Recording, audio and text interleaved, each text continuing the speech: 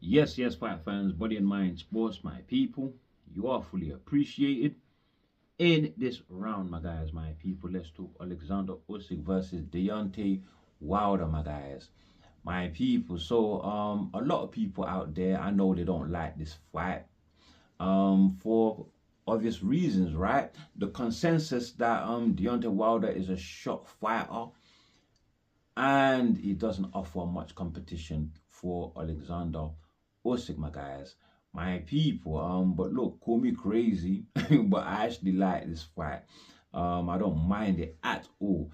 My only qualms about the fight is just that Deontay Wilder is not ranked top 10 in any of the sanctioning bodies. In fact, he's not even ranked top 15 in any of the sanctioning bodies except for the WBC, my guys, my people. So maybe Wilder should not be getting a title shot. He's not top 10 ranked.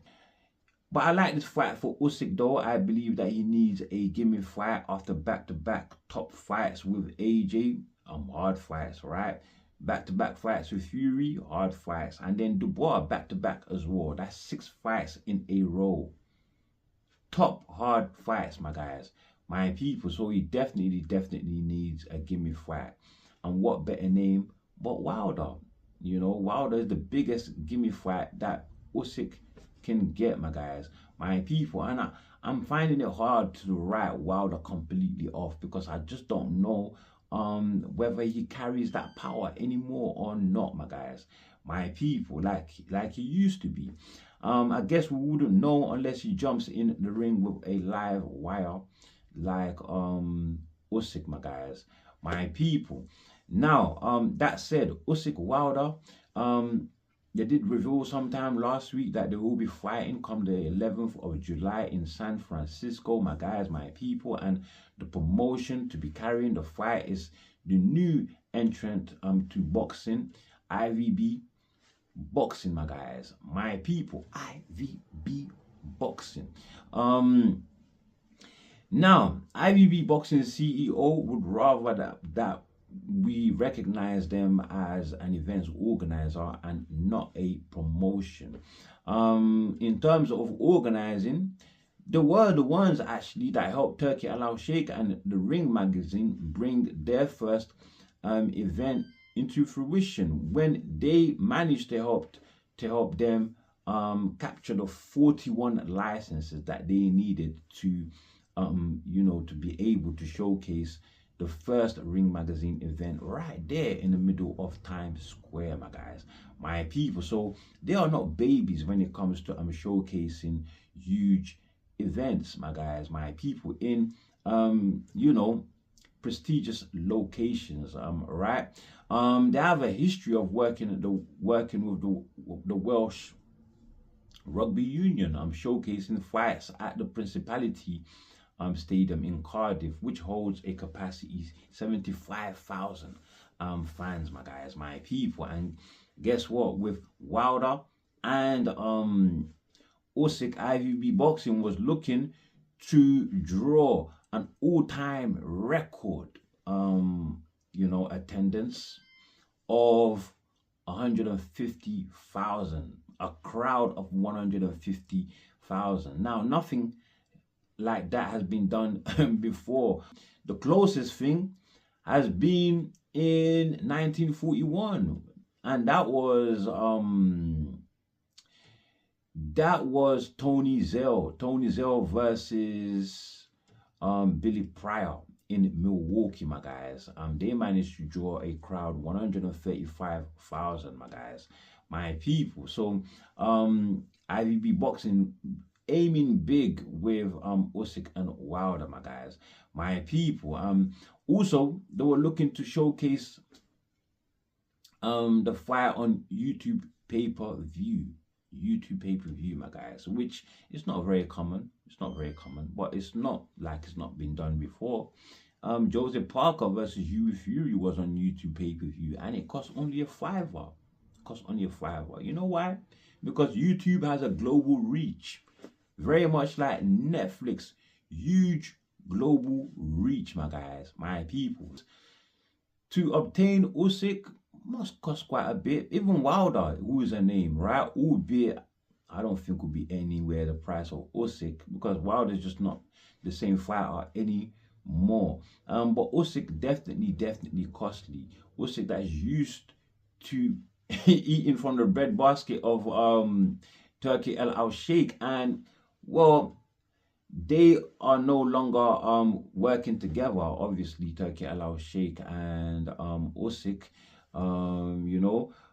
So I guess maybe he's not expecting what he would normally get from Turkey, you know, just so that he can get the fights that he wants, my guys, my people.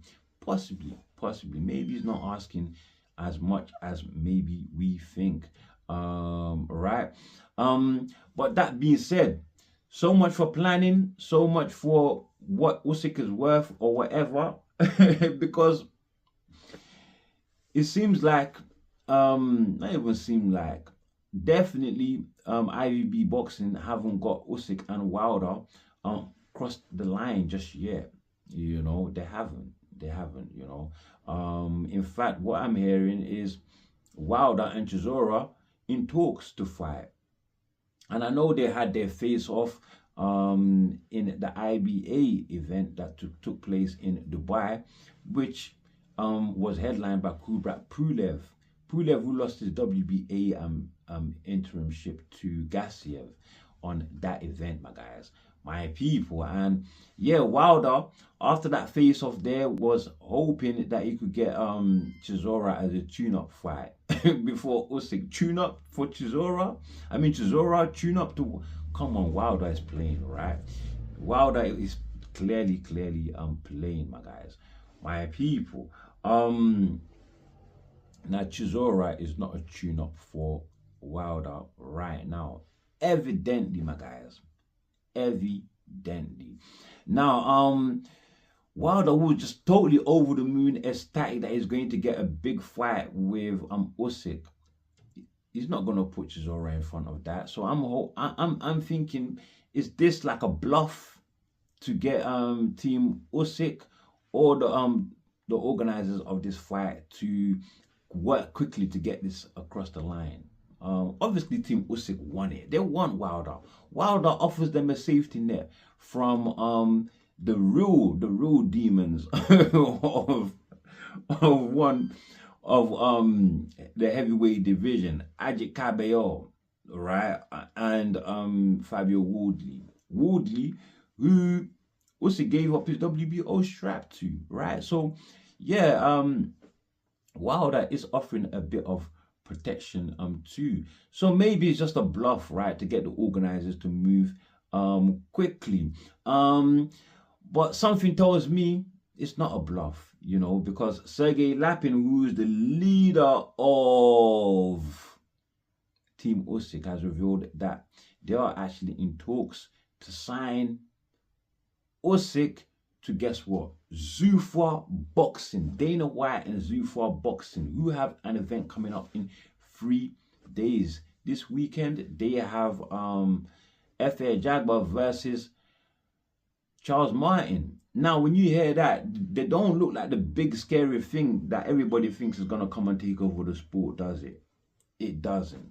But look, if they can get Usyk to join, that is a pure game changer, my guys. That is a sure game changer. You know, but to get Usyk, they can't be having caps on how much they pay fighters. They can't be having that. Usyk won't be having that. I think they'll be looking to shell out just to get the names, at least, even if for one fight, on a one fight basis, right? Just to get the names they need, they know that the fans are into, just to bring the eyeballs to Zuffa Boxing, my guys, my people. It's great marketing, my guys, my people. Now, I'm still in shock that I'm in absolute shock that Zuffa Boxing managed to get Jai OPETAIA, albeit that Jai OPETAIA, his career not really going great right now, if I'm totally honest. But I never envisaged that he would go for Zuffa. I thought maybe a more traditional promotion, right? But yeah, all is not good with him, and Eddie Hearn. Not that they're on bad terms, right? But Eddie Hearn not really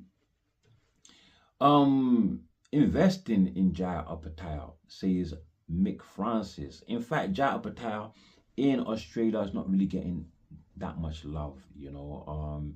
His fight with Sin Cara, his title fight, the stadium they fought in, I mean the arena they fought in, was even an arena, the venue they fought in, the Gold Conventional Center, it's like 3,000 something capacity, 5,000 max, I believe. And he was defending his IBF strap on that. Man, his career is moving slow, man. He's not getting the fights. He's not getting the fights either. From any of the champions in the division. Zerdo Ramirez, the WBO and WBA champion, he's fighting David Benavidez, who's moving up to cruiserweight in May. And Zerdo was looking for a tune-up fight. First, I think it was Zafara. Is it Zafara, right? Yeah, and because he's coming off the injury that he sustained in the Dorticus fight. But now they're not gonna go for that tune-up fight. They're not gonna go for a soft touch before they get to Benavidez, which I think is the best move. Get that one out of the way and let the winner fight Jai. Let the winner fight Jai, my guys, my people. But I think if Benavidez wins, we'll possibly go back down to 168. It's gonna be hard, but he's gonna attempt anyway to go back down to 168 to fight Bivol or Better Beef, simply because they're just bigger names than Jai. You know, so Jai's name is betraying him. And I wonder if it's even possible for him to fight either Zerdo or Benavidez now that he is with Zuffa. How does that work out? Well, anyway, Jai versus Benavidez, that will be an absolute reckless fight, right? Which is what we love in boxing. Absolutely reckless fight. I would love to see that, boy. I would love to see that. Now, talking about reckless fights, now this one is not going to be so reckless, but I think it's a great matchup, and better than Wilder and Usyk is Wilder and Chisora. Wilder and Chisora, if they can get that one done, yeah, I like that fight. I like that fight, actually. Really like that fight. Now, Usyk, well, his team have said that Wilder is not the only option. You know, they are looking at other names.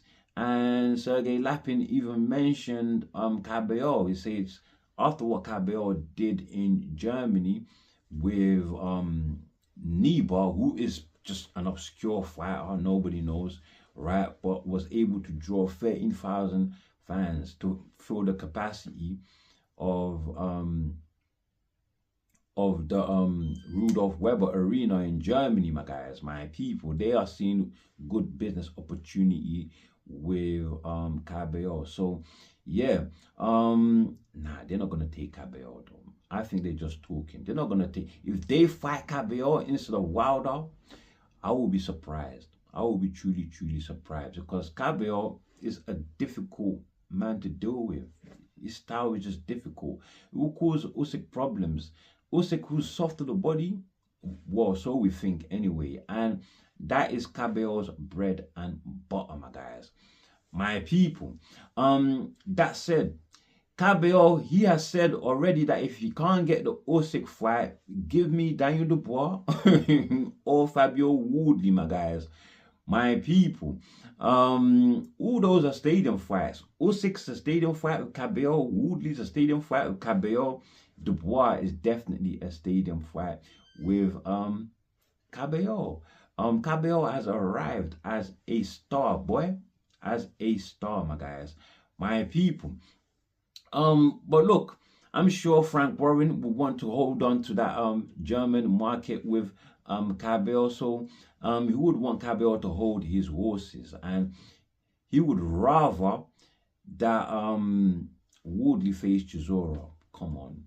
I'm telling you this now. For Chisora to take that beating and walk off into retirement, Frank's gonna have to show him the money, because listen, Chisora is not somebody to bargain with easily. It's not someone to bargain with easily. So yeah, he's gonna have to show him the money, I reckon. You know. But Sam Jones, I like the matchup that he likes. He wants Sam Jones, Daniel Dubois' manager. He likes Woodley versus actually, do you know what? Yeah, he likes Woodley versus Daniel Dubois. That is another reckless fight that we want. Another reckless fight. We want that. But Frank, he's spoiling it, man. He's spoiling it, because he would rather that Dubois go on and face Zhang. And I'm wondering whether he's using Zhang as a measuring stick here to see how Dubois might do against kabayel if they can fight in Germany, my guys, my people. I'm wondering, I'm wondering, because listen, Dubois did call out kabayel. He did call out kabayel before kabayel went on to face Damien Neba, my guys, my people. Let's see whether they can make any of these fights, eh? Let's see, my guys, my people. Well, kabayel, albeit he says, if I can't get Usyk, give me Daniel Dubois or Woodley. No mention of Okolie though, the #1 contender to kabayel's interim championship. No mention, my guys, and good, good, because Okolie just looking for a leg up. He doesn't want to take any serious fights to risk his #1 position. That's why he's giving us fights like Tete. So you don't want to risk it, but you want somebody else to risk their biscuit for you. Crazy, right? Crazy. Nonsense and crazy. Come on, work for your position, man. Work for your position. Go fight Reactball or something. The man that you ducked. The man that he ducked in April. They were supposed to fight, and he called an injury. If an injury was the real issue, you would have revisited that fight. So I don't know, man. I don't know what's going on with these fighters, but Okolie is looking for an easy leg up to some money, to titles, whatever he's looking for, my guys, my people. That said though, let's move on to Moses Itauma, who was supposed to be fighting on the 26th of this very month, my guys. Fight postponed to the 28th. He was supposed to be fighting Frank. Actually, fight not postponed to the 28th of March, right? And he's supposed to be fighting Jermaine Franklin, my guys, my people. The man that is supposedly to give him rounds. Jermaine Franklin that won the distance with AJ and with of course Dylan White. So they're all expecting him. His team are expecting Jermaine Franklin to at least give Itauma some rounds, even if not 12 rounds. Some rounds, maybe at least 6, 7, 8 rounds. That should be good for Moses Itauma, They were hoping Dylan White would have been the one to give him rounds, but he splattered Dylan White in just 1 round. And Dylan White was supposed to be the doorway to Usyk. And then as soon as they splattered Dylan White, they were like, nah, to fight Usyk, we definitely need rounds. So yeah, Jermaine Franklin is the one to give him rounds, my guys, in March. So originally, like I said, this fight was to happen on the 26th of this month, right? But an injury happened to Moses Itauma, and Frank Warren has revealed that it was actually a torn bicep injury. So it couldn't have been serious, if they're having this fight as early as March. So maybe it was a minor one, because a torn biceps usually takes 4 weeks to 6 months to absolutely heal up completely, my guys, my people. Yeah, but that is Moses Itauma, who is ranked top 10 in, I mean, he's ranked highly, I think top 4 in all the sanctioning bodies, and he's ranked number 1 in the WBA and the WBO, I believe. He's 21 years old, but I think they're overprotecting him. If he gets past Franklin, right, easy as that, either fight somebody who's a threat, right, or keep the fights coming in as regularly as possible. I would say about 4 or 5 fights just to keep busy, and it's just great marketing basically for fight fans to keep expecting when Moses Itauma is going to fight next, my guys, my people. Build him up and keep him active. You know, Moses Itauma definitely needs that in his career, my guys, my people. Now, with that said, who else have I got to talk about?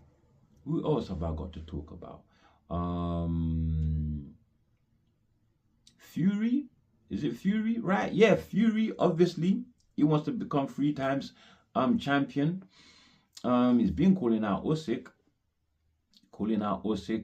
In fact, he says he will take on all comers. He's ready to be king again. Anybody can get it. In that case, then why not fight Fabio Woodley? Fabio is very confident that, you know, he knocks out Fury. He says he has the power of Wilder and more to his skill set. I agree, my guys. Guess who else agrees? David Price, the man that beat Fury in the amateurs. He also agrees. He says Woodley got way too much momentum and he's young. At least Joe Gallagher believes that Fury is too disciplined, that he would outbox Woodley from distance, my guys. That Woodley is only effective when you come to him. That's his take. But I think Woodley knocks out Fury. If I'm truly honest, I think Fury is chinny. My guys. Even the Makhmudov fight that they are discussing could prove difficult. You know, it's not gonna be an easy fight. After I saw Ngannou versus Fury, come on, man. Makhmudov, I'm definitely giving him a chance. Fury arguably lost that Ngannou fight. He didn't actually lose it to me, but to a lot of people, he arguably lost that fight. But what about Usyk? What does he think about Fury calling him out? Well, he says that he would only fight Fury if he's got a title, if it's for undisputed again, my guys, my people. Why? Undisputed, fighting the same fighter, recycling fighters for undisputed, crazy. Listen, it's obvious what Usyk is doing. He's trying to use Fury to he's sending him out out there for Fabio Woodley. Simple as that. Because which other way is he gonna get a title apart from getting the one title that Usyk doesn't have, and that's the WBO from Woodley, my guys, my people. Yeah, man, Usyk is, he's been sly, boy. He's been sly. He's trying to send Fury out there, my guys, my people, to protect him from Woodley. That's what it looks like when he says things like that. Unless it's for undisputed again. Why? Fight somebody else for undisputed, man. You know? Yeah. Just deadening my whole feeling right now. I ain't gonna lie. But look, who else do we have to talk about though? I really feel like there's news to talk about concerning the heavyweight division that I've missed on. Yeah, AJ, obviously, AJ. AJ, well, is now part of Team Usyk. Usyk says AJ is showing strong desire to fight on and to fight in the honor of his brothers Sinner and Lats, who sadly passed away in that car crash in Nigeria, my guys, my people, also involving AJ too. RIP, you know, one final time to Lax and Sinner. And Eddie Hearn says just give AJ the room to heal physically, emotionally, spiritually, my guys, my people. And if anybody is going to announce his comeback, it is going to be him, ultimately, my guys, my people. But yeah, Eddie Hearn himself though does say that he does feel that AJ will come back, but we need to give him the time to sort that out for himself, the time to have for himself, my guys, my people. Now, with that said, that's all I have for you on this one. Before you leave, do like, share, subscribe, of course. Drop your comments below, my guys, my people, and as always, stay super blessed, and thank you very much. Until the next one, my guys, my people.